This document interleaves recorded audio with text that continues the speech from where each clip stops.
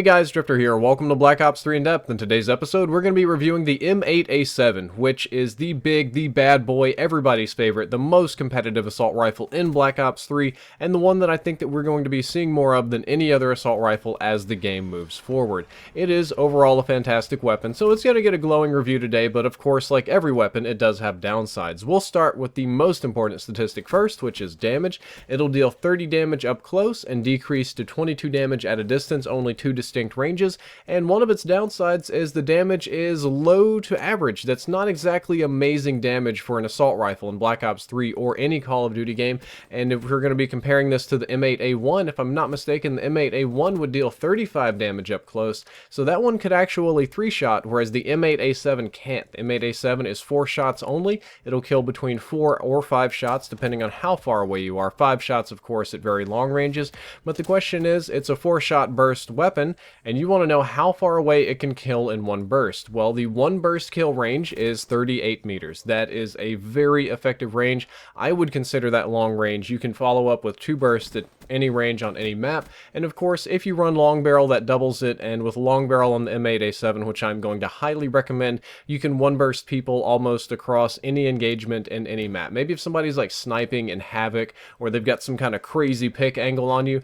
but realistically, if you run long barrel on the M8A7, you're going to be able to one burst people into the dirt, just so long as you can aim good enough at those distances. The headshot multiplier is 1.1x. I think almost every weapon, except maybe the Shiva, has this headshot multiplier. This means that headshots are unfortunately useless at all ranges. If you get a headshot up close, it's only going to deal 33 damage, which is still 4 shots to kill, and if you get a headshot at long range, it's only going to do 24 damage, which is still 5 shots to kill. So headshots are completely useless on the M8A7, unless of course you're running high caliber, and then it gets kind of monstrous at long ranges.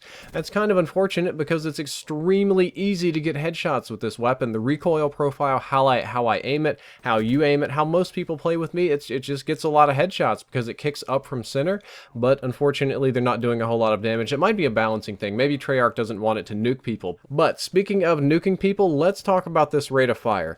The burst rate of fire, or the rate of fire of the burst, is 1,150 rounds per minute, which is insanely fast. That makes it, I think, the only weapon in the game that fires faster than that is the Vesper, and that's a submachine gun. This is leagues beyond any other assault rifle in terms of rate of fire. This is incredibly fast. Like, that is extremely dangerous, and I just want to point out how dangerous that is. The burst fire delay, or the time it takes between your burst, is 166 milliseconds.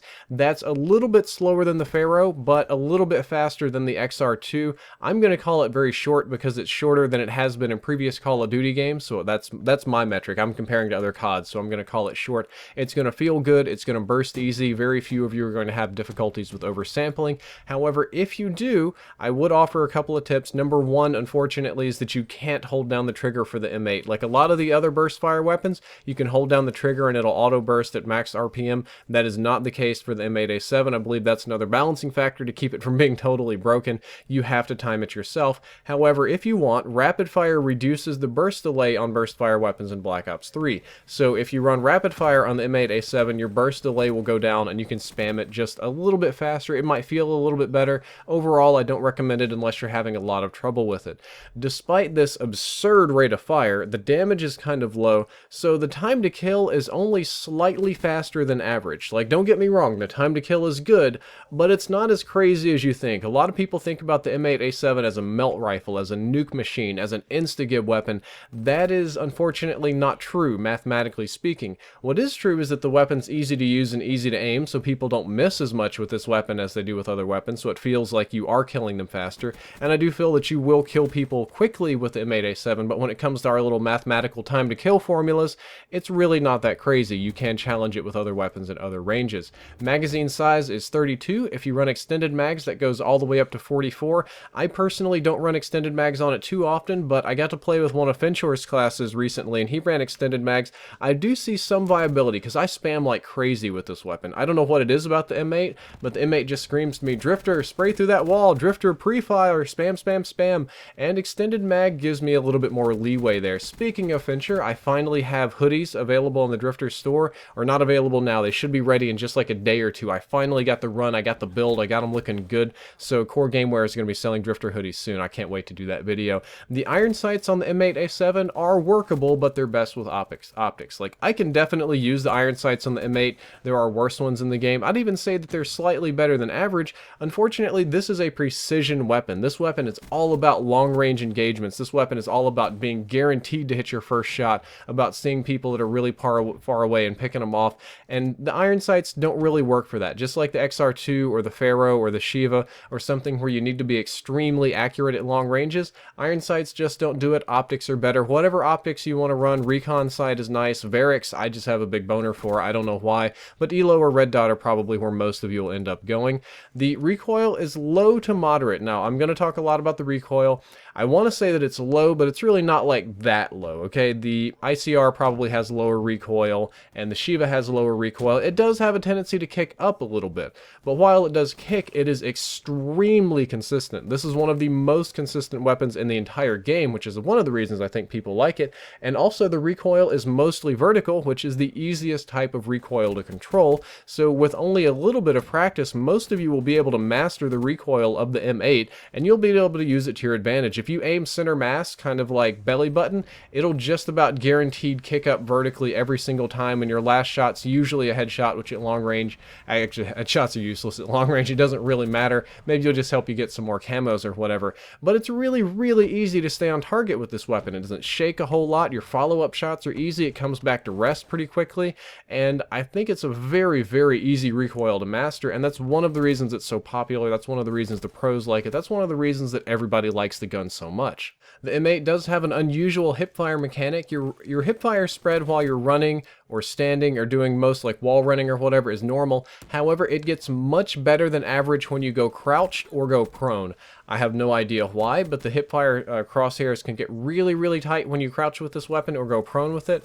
I've pretty much never had a desire to do this, or really even an opportunity. I'm aiming down sights 99% of the time anyway, but just in case you guys do find yourself in a hairy situation, I wanted to throw that fact out there. Speaking of aim down sights time, ADS time is 250 milliseconds, which is standard for the assault rifle class. Of course I run a foregrip on it because I'm a foregrip addict, not foregrip, quick draw grip, because I run that on like almost all of my ARs because I do my run and gun thing, but you can run it optionally, you don't have to have it. Reload time is 2.03 seconds, which is fast. It's not the fastest, but it's definitely fast. You shouldn't have any sort of issues with reloading or anything like that. At least I wouldn't predict you to.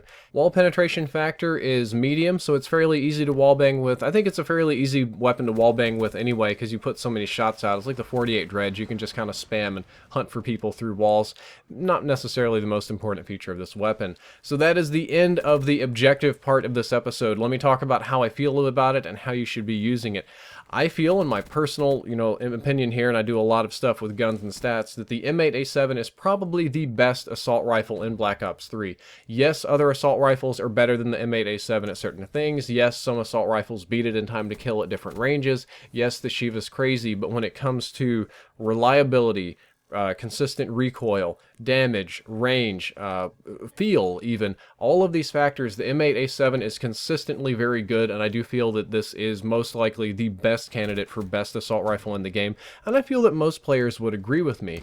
The weapon is excellent at medium and long range. This is a god tier weapon at medium range, and it's surprisingly good at long range. You can challenge snipers, you can challenge XR users, you can challenge Shiva users, you can do really good work with this gun, and the weakness of it is really close range. It's workable up close. Because it's 4-round burst and it shoots pretty fast, if people get close to you, if you're able to snap aim fast enough, yeah, you can kill them. If you get lucky with a couple of hip fires, you can kill them. It's not that great up close, though. If you want to do this close quarters combat, you should really expect to get worked over by submachine guns and spray assault rifles, but it's not really that kind of weapon. As long as you play a little bit more conservatively and stay away, you should just be able to dump truck people at long range and not have to worry about it.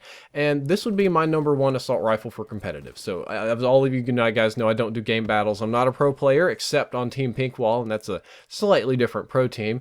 But if I were going to go on main stage and face off against Optic or Envy, I'd probably be running a bunch of M8s. This would be my #1 assault rifle that I would be rocking because I feel it's just the best, and that's kind of how it is. As for how you should be using it, I feel that it's absolutely best with long barrel. Even more important than optical attachments is putting long barrel. Long barrel just doubles your one burst range, and that's the most important thing about the gun. So long barrel, super important. I love quick draw on all of my assault rifles, especially one like this because I like to snap aim, and of course an optical attachment of choice, just whatever it is. The boa is really nice. I think the boa is highly underrated as well. I do have a tendency to run this with other attachments. I run it with foregrip sometimes with primary gunfighter, actually a lot of times, because I feel that cuts back on the recoil just a little bit and makes it go from consistent to like extremely consistent. But I do have to run primary gunfighter and give up some stuff, so that might not be the best for everyone. If you can do without foregrip, go for it. If you can't, don't worry about it. I have to do it too. Guys, that is all for this episode of In Depth. I hope that you enjoyed it, and I hope that you learned something useful. The previous episode was about the recon sight reducing recoil, and the next episode is about ELO versus reflex, which should be interesting. Drifter out.